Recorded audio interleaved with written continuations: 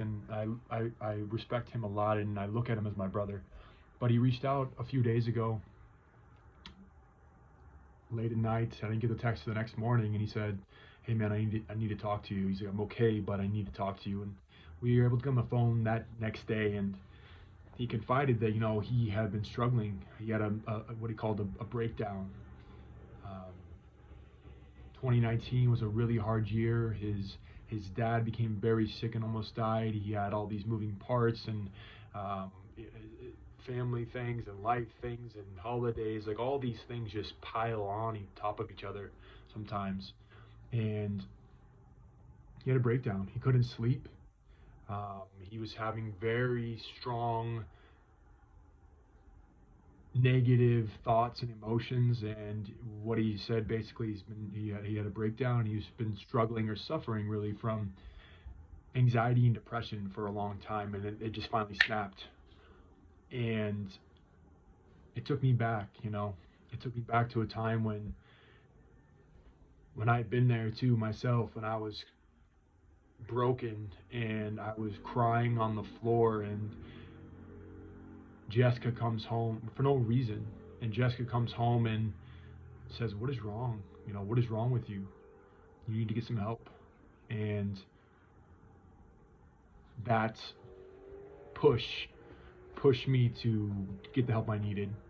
And I started seeing someone, and actually the first guy, he made me more anxious and more angry, and I was like, oh shit, this isn't gonna work. But then I went to someone else, and I was able to talk with this guy, and I stayed with him from November to June, 7 months or so, just talking. And it was great. It was great. It was what I needed. He just listened. He's like, okay, yeah, sure, right. And you just let me communicate, let me express these things that were going on inside of myself. I was having all of these demons, the fire department and the Marine Corps and first responders and in general, people in general, I think.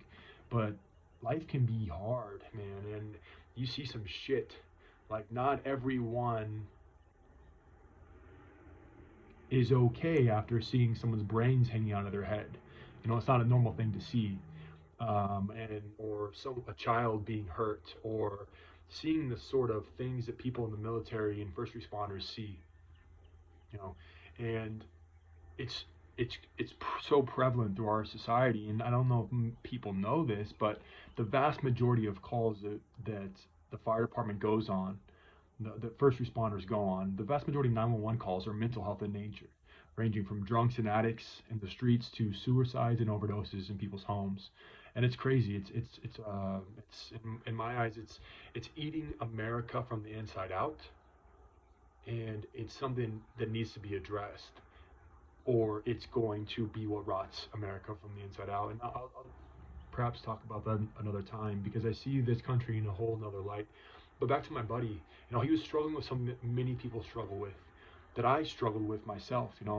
I was broken and I had this breakdown as well, and I was having suicidal thoughts, and I was picturing myself face down in a swimming pool. It's like, holy fuck, that's not normal. I shouldn't be having those thoughts. I need to get some help.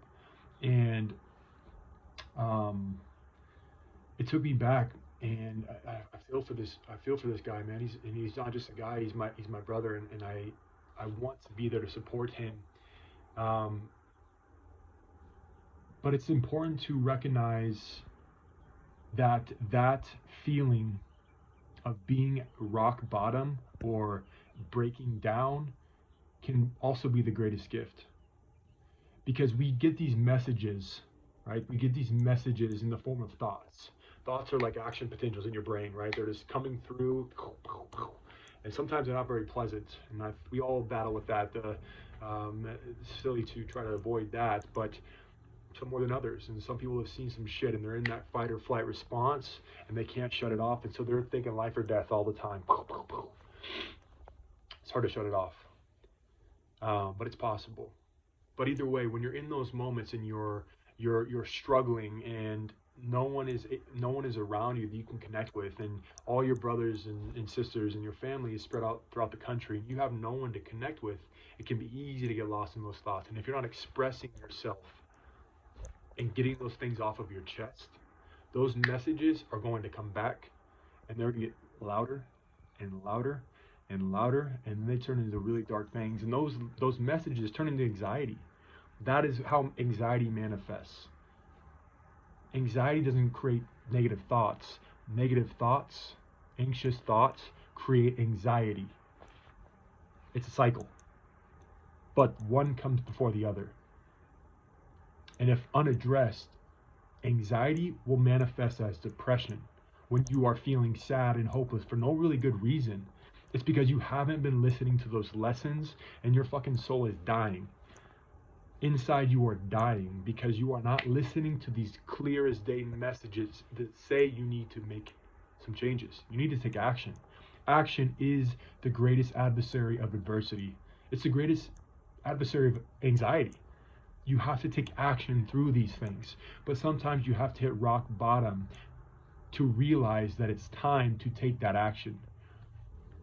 So what we got to basically with this conversation is that he had been stuffing down a lot of these things that have been going on. His family problems, things with from the military, a lot of stresses from work, all these life things that happen, stuffing them down, stuffing them down, stuffing them down. And that's what men do. We're fucking tough, right? No, it's stupid.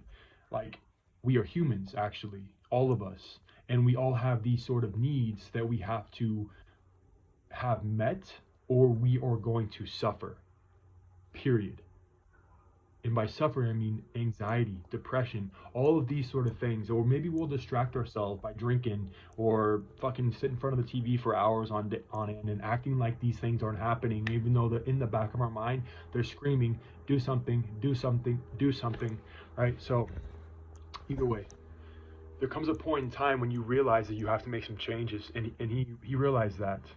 And so I wanted to kind of share this, that if you are ever in this point where you feel like you are at rock bottom, or you feel like you're feeling anxious or you're feeling depressed, instead of looking at that, or at yourself really, as defeated, think of it as a call to action and get the help you need.